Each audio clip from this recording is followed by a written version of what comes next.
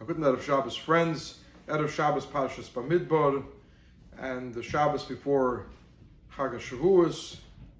I dedicate these words of Torah to our brothers and sisters in Eretz Yisrael. May God protect them and keep them safe, and bring Sholom Lieberman, true peace and security into the land that we can see with our own eyes. It's interesting, we read Shabbos Pashas Bamidbar before Shavuos. That's always the case.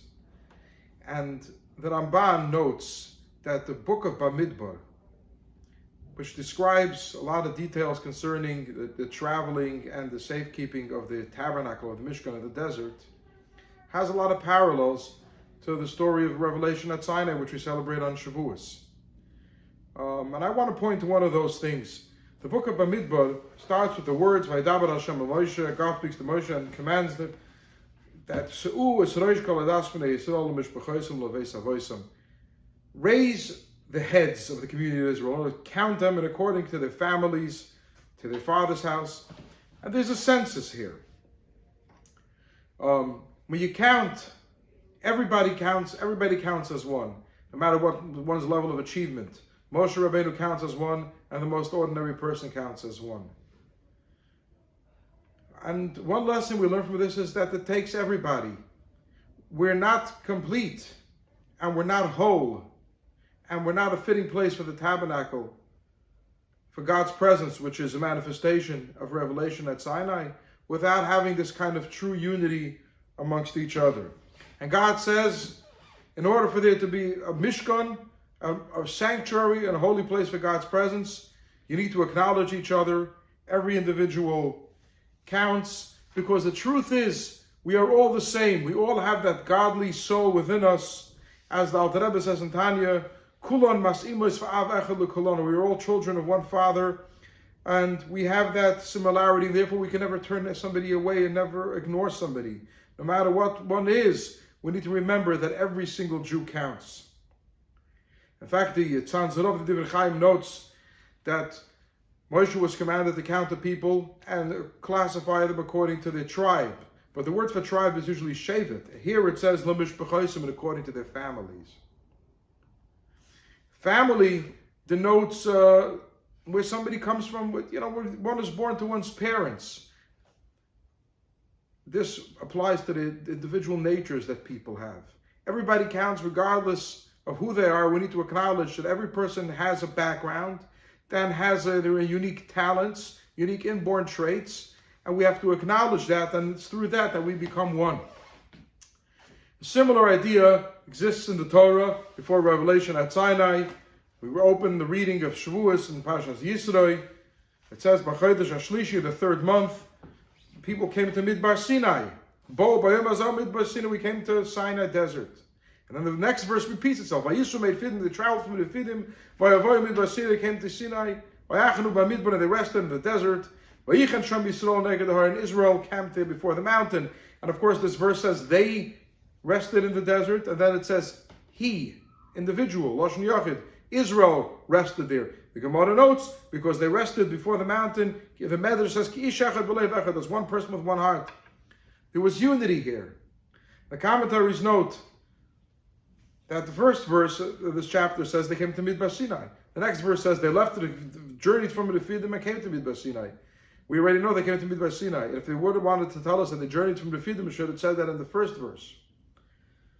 Says the Chaim, the Yisochor, that there's a special lesson here. It's not to tell us where they journeyed from. They came to Sinai and they became one. But before they were in Sinai, they were in the Fidim. The Fidim can mean Rifyon Yadayim. Rifyon Yadayim means weakness, having issues and challenges. Refidim also, if you rearrange the letters, it says Peredim, separation. When people are separate, don't have unity, there are issues, they become weak, and there are problems. Ma'yusu made Fidim, they had to journey from this place of weakness, from this place of problems and place of separation and disjointedness, and come to Sinai. Why did they have humility and unity at Sinai? It says the Yisochor, they looked at Har Sinai, the humble mountain, the low mountain. Chaim says they were in the Midbar, it was a desert, a place of the wilderness. It was either the notion of wilderness or the fact that there was a small humble mountain that was the place of revelation that taught them the lesson that they need to have this kind of humility. Humility brings people together. The Chaim notes further, we learn from this verse that there are 3 conditions necessary to receive the Torah. The first condition is that one is supposed to have total commitment and motivation. The opposite of refidim, the opposite of weakness. If you want to acquire Torah and experience revelation, you have to be motivated and committed and willing to work. The second thing that one has to have in order to receive the Torah, says the Chaim, is humility. And the third is unity. And of course, humility, unity, and perhaps even motivation in the right manner are all connected to each other.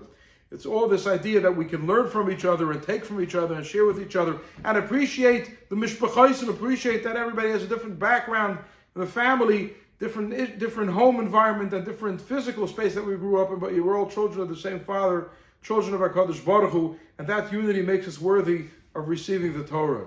So may it be the will of HaKadosh Baruch Hu that we internalize these teachings, and just as Am Yisrael stood as one people with one heart before Mount Sinai and experienced that revelation, we should internalize this in our own lives.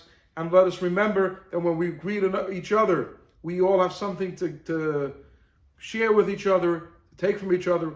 Every individual counts. If somebody is different, we have to embrace the fact that they have differences and that those differences can enhance our lives. We have to direct our differences and different talents towards the service of HaKadosh Baruch Hu with one heart. And Bez Hashem, God will bless us that this Shabbos will celebrate Yerushalayim HaKadosh with Mashiach Tzidkenu and Shavuos as well. And I wish you all that we merit to celebrate Shavuos. I wish you a good Shabbos and celebrate Kabbalah SaTorah B'Simcha B'Pnimius. We merit to receive the Torah with joy and in a deeply personal and internal manner. Good Shabbos, good Yontif. God bless you all. And now for a Niggun by my brother Sholom.